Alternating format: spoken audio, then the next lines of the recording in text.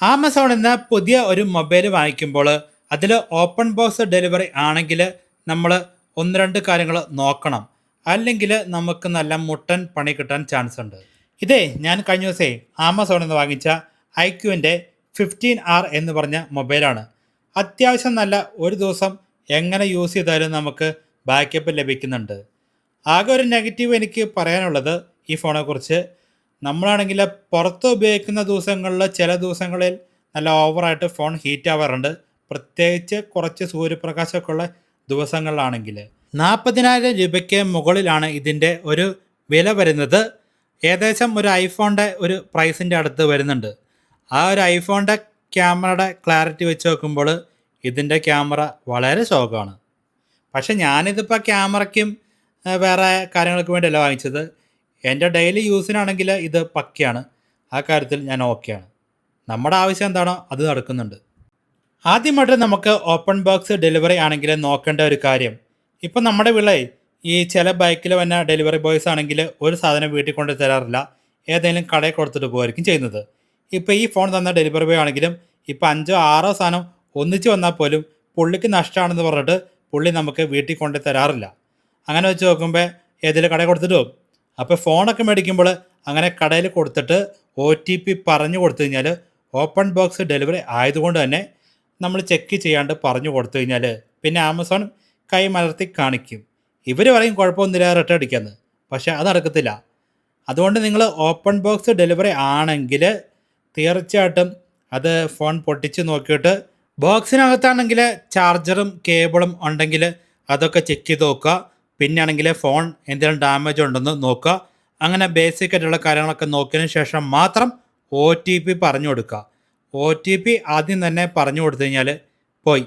പിന്നെ എന്തെങ്കിലും ഡാമേജ് ഉണ്ടെങ്കിൽ നമ്മുടെ തലയിലാവും. പിന്നെ കൺസ്യൂമർ കോർട്ടിലൊക്കെ പോകേണ്ടി വരും. ഇതുണ്ട്, രാവിലെ തന്നെ എനിക്ക് ഫസ്റ്റ് OTP വന്നു. ഡെലിവറി ബോയ് വിളിച്ചേക്കാണ്, കടയിൽ കൊടുത്തേക്കാം, OTP പറഞ്ഞു തരാം എന്ന് പറഞ്ഞ്. ഞാൻ പറഞ്ഞു എനിക്ക് പറ്റത്തില്ല, കാരണം ഇത്രയും പ്രൈസുള്ള ഫോണാണ്. സകല സാധനം പുള്ളി കടയിൽ കൊടുത്തിട്ടാണ് പോണത്. പുള്ളി 5 6 സാധനം ഉണ്ടെങ്കിലും കടയിൽ കൊടുത്തിട്ട് പോകും. പുള്ളി വീട്ടിൽ കൊണ്ട് തന്നു കഴിഞ്ഞാലേ പുള്ളിക്ക് ഭയങ്കര നഷ്ടമാണെന്നാണ് പുള്ളി പറയണത്. 5 6 സാധനം ഉണ്ടെങ്കിലും പുള്ളി അവിടെ കൊടുത്തിട്ട് പോകും കടയിൽ.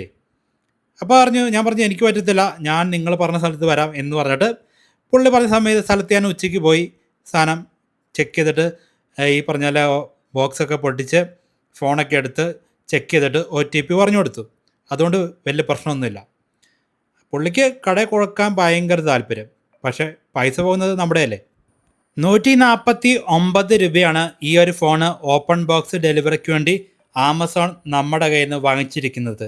എന്നിട്ടാണ് ഇവർ ഈ പറഞ്ഞാൽ വീട്ടിലും കൊണ്ട് തരില്ല, ഇവർക്കാണെങ്കിൽ ഇവർ തോന്നിയ പോലെ പറയുന്നത്. എന്തായാലും ശരി, നമ്മൾ അവർ പറഞ്ഞ സ്ഥലത്ത് പോയിട്ട് സാധനം എടുത്തുകൊണ്ട് വന്നു. അപ്പോൾ നമ്മൾ OTP പറഞ്ഞു കൊടുത്തത് ഇതിൻ്റെ കാര്യങ്ങളൊക്കെ ചെക്ക് ചെയ്ത് നോക്കിയതിന് ശേഷം മാത്രമാണ്. പൈസ പോകുന്നതേ നമ്മുടെയാണ്. എന്തെങ്കിലും ഇഷ്യൂ ഉണ്ടെങ്കിൽ ഇതിൻ്റെ പുറകെ തൂങ്ങാൻ പോയി കഴിഞ്ഞാൽ ഉള്ള സമാധാനമൊക്കെ മൊത്തം പോകും. ഇനി നമ്മളെ ഒരു ഫോൺ ബുക്ക് ചെയ്യുമ്പോഴേ അത് ഓപ്പൺ ബോക്സ് ഡെലിവറി ആണോ എന്ന് അറിയാൻ വേണ്ടി വളരെ സിമ്പിളാണ്. ഫോൺ ബുക്ക് ചെയ്ത് കഴിയുമ്പോഴാണെങ്കിൽ നമ്മുടെ ഓർഡർ സെക്ഷനിൽ പോയിട്ട് നോക്കി കഴിഞ്ഞാൽ അവിടെ കാണിക്കും ഓപ്പൺ ബോക്സിൻ്റെ ഡീറ്റെയിൽസ്. അപ്പോൾ പിന്നെ നിങ്ങൾ ഈ പറഞ്ഞ പോലെ കാര്യങ്ങളൊക്കെ നോക്കിയതിന് ശേഷം മാത്രം OTP പറഞ്ഞു കൊടുക്കുക.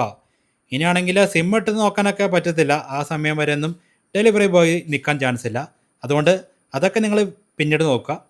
പിന്നെ എന്തെങ്കിലും ഇഷ്യൂസ് ഉണ്ടെങ്കിൽ നമുക്ക് സർവീസ് സെൻറ്ററിൽ പോയി കഴിഞ്ഞാൽ പുതിയ ഫോൺ റീപ്ലേസ് ചെയ്ത് കിട്ടും.